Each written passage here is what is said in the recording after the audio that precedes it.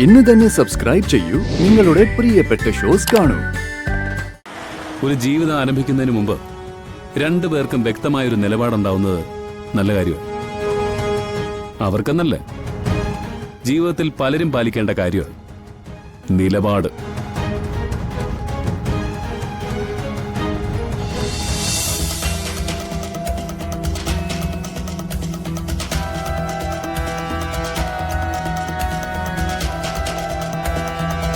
Uncle, താൻ കാല് പിടിക്കും മാപ്പോറയോ ഒന്നും വേണ്ട. നടന്ന കാര്യങ്ങളൊക്കെ സുജാത എന്നോട് വളരെ വ്യക്തമായിട്ട് പറഞ്ഞു. അല്ല, ഞാൻ ഇവരെ അന്വേഷിച്ച് നടക്കുമ്പോ താനായിരുന്നു സാറേക്കാൾ കൂടുതൽ ഇവരെ കണ്ടെത്തിയൊന്ന ചോദ്യം എന്നോട് ചോദിച്ചുകൊണ്ടിരുന്നത്. അതിന്റെ പിന്നിൽ ഇതായിരുന്നു ഉദ്ദേശമെന്ന് എനിക്കറിയില്ലായിരുന്നു. ഞാൻ ഒരുപാട് വിഷമിച്ചു അങ്കിൾ. ഞാൻ പദവി ഏറ്റെടുത്തപ്പോ സത്യത്തിൽ ഞാൻ സന്തോഷിച്ചതാ. ഇവരെ അന്വേഷിക്കാനും കണ്ടെത്താനും അതുവഴി എളുപ്പമുണ്ടല്ലോ എന്ന് കരുതി. പോട്ടെ, തൽക്കാലം പ്രശ്നങ്ങളൊക്കെ നിങ്ങൾ തമ്മിൽ പരിഹരിച്ചല്ലോ. ഭൂതകാലമൊക്കെ മറന്നിട്ട് ഇനിയിപ്പോ ഭാവിയെക്കുറിച്ച് മാത്രം ചിന്തിച്ചാൽ മതി. ഇറ്റ്സ് ഓക്കെ മോനെ, താൻ എന്റെ മരുമകനാകാൻ കൊള്ളാം. മനുവിന് ഇപ്പോഴാ ഒന്ന് ശ്വാസം വീണത് അല്ലേ? അതെ ആന്റി. ഇപ്പൊ പോലും ഞാനും ജ്യോതി സംസാരിച്ചുകൊണ്ടിരുന്നത് എന്താ തെറ്റ്, എവിടെയാ സംഭവിച്ചത്, ആരാ കുറ്റക്കാർ എന്നൊക്കെയാ. നിത്യേച്ചിയും ജീവേട്ടനും അങ്ങനൊരു അവസരം ഒരുക്കി തന്നില്ലായിരുന്നെങ്കിൽ ജ്യോതി ഇങ്ങനെ ചിരിച്ചു നിൽക്കില്ലായിരുന്നു.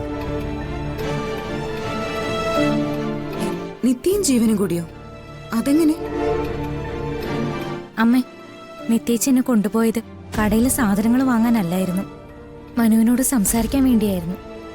ജീവേട്ടൻ എന്നെ വിളിച്ചു പറഞ്ഞു നിങ്ങൾ രണ്ടുപേരും കൂടി സ്വകാര്യമായിട്ട് സംസാരിക്കാൻ. എന്നിട്ട് നിത്യ എവിടെ? എന്നോട് ജ്യോതി ഇവിടെ ഡ്രോപ്പ് ചെയ്യാൻ പറഞ്ഞു. നിത്യേച്ചി ജീവേട്ടന്റെ കൂടെയുണ്ട്. രഘുവേട്ടാ, സുജാത തനിയോട് വാ.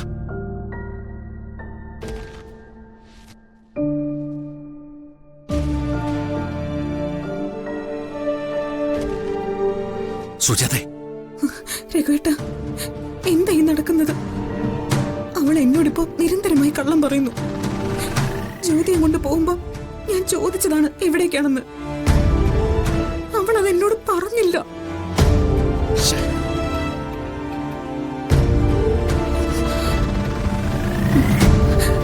ഒറ്റയ്ക്ക് അവളെ കൈ കിട്ടിയ കൊന്നുകളയോ നീ അടുത്ത ദിവസം കൂടി എന്നോട് പറഞ്ഞതേ ഉള്ളൂ അവൻ. എന്നിട്ട് ഇത്ര ബോധമില്ലാതെ എങ്ങനെ ജീവിക്കാൻ പറ്റുന്നു അവൾക്ക്? എന്റെ സുജാതെ, അവൾ ഇങ്ങോട്ട് വരട്ടെ, നമുക്ക് സംസാരിക്കാം. വന്നില്ലെങ്കിലോ?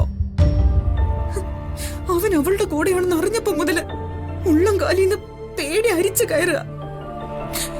ഞാൻ അവളുടെ അമ്മയല്ലേ രഘുവേട്ടാ?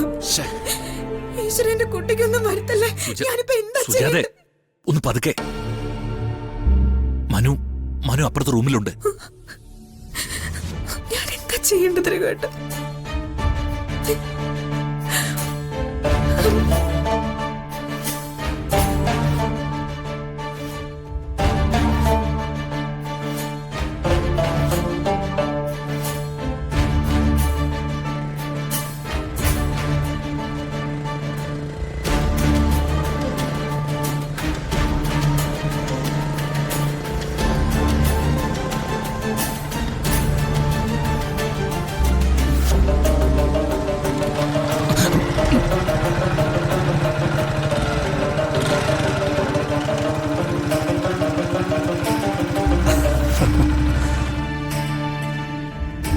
എന്താണോ പേടിച്ചു പോയോ? പേടിയുണ്ടാവും.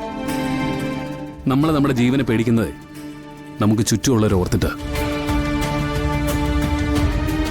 എന്തിനും തക്കതായിട്ടുള്ളൊരു മറുപടി ഉണ്ടാവൂലേ ഹരിയുടെ കയ്യില്,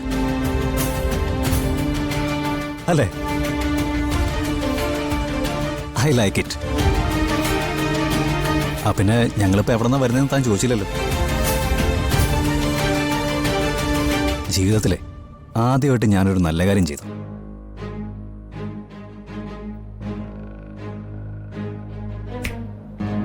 അയ്യോ, നിത്യയുടെ കാര്യമൊന്നുമല്ല, മനുവിന്റെയും ജ്യോതിയുടെയും കാര്യം. എടോ, മനു ഒന്ന് മാപ്പ് പറഞ്ഞു, ജ്യോതിയെ സ്വീകരിക്കാന്ന് പറഞ്ഞു. പക്ഷെ ജ്യോതിയുടെ മനസ്സിലൊരു കൺഫ്യൂഷൻ കിടന്നു. ദാ ഇയാൾക്കറിയാം.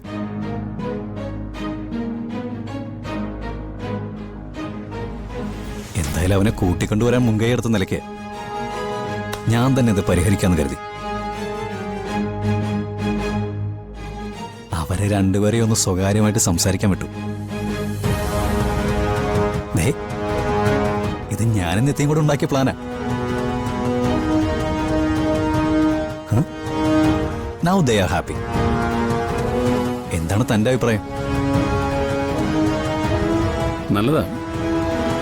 ഒരു ജീവിതം ആരംഭിക്കുന്നതിന് മുമ്പ് രണ്ടുപേർക്കും വ്യക്തമായൊരു നിലപാടുണ്ടാവുന്നത് നല്ല കാര്യമാണ്. അവർക്കെന്നല്ലേ, ജീവിതത്തിൽ പലരും പാലിക്കേണ്ട കാര്യമാണ് നിലപാട്.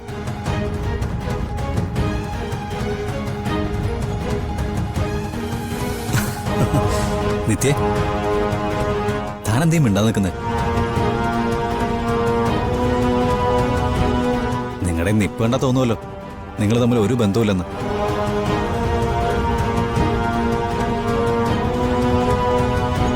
സംസാരിക്കുന്നേ. നമുക്ക് പോവാൻ ജീവ. അതൊന്നും പറ്റില്ല. മനുവും ജ്യോതിയും സമ്പൂർണമായി ഒന്നിച്ചതിന്റെ പേരില് എനിക്കിതൊന്ന് സെലിബ്രേറ്റ് ചെയ്യണം. ഏത്? ഹരി, നമുക്ക് ഏതായാലും ഒരു ജ്യൂസ് കടയ്ക്ക് പോയല്ലോ. നമുക്കൊരേ ജ്യൂസൊക്കെ കുടിച്ച് കുറച്ചേരം സംസാരിച്ചുകൊണ്ടിരുന്നാലോ? എനിക്ക് കുറച്ച് തിരക്കുകളുണ്ട്. ഏയ്, ഇവിടെ തൊട്ടടുത്തൊരു ചായക്കടയുണ്ട്. നമുക്ക് ആ ചായക്കടയിൽ കയറിയാലോ? വേണ്ട, ഞാൻ പോവാ.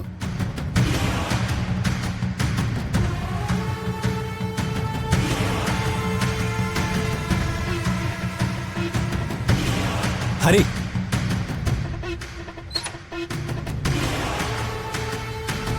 ഞാനിപ്പോ വരാം.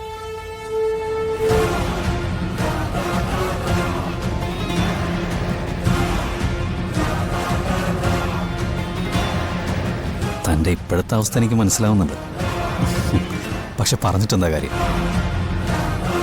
ഈ സങ്കല്പങ്ങളൊക്കെ വിട്ടിട്ട് യാഥാർത്ഥ്യം എന്താണെന്ന് തിരിച്ചറിയാൻ ശ്രമിക്കുക ഹരി.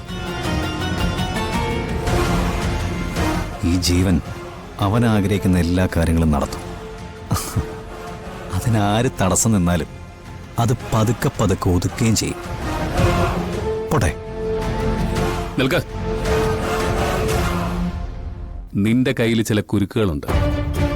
അതിവിദഗ്ധമായി അത് ഓരോരുത്തരുടെ കഴുത്തിൽ എറിയുന്നുമുണ്ട്. മനസ്സിലൊരു കൊലയാളി ഉറങ്ങിക്കിടക്കുമ്പോ അതൊക്കെ എളുപ്പമാണ്.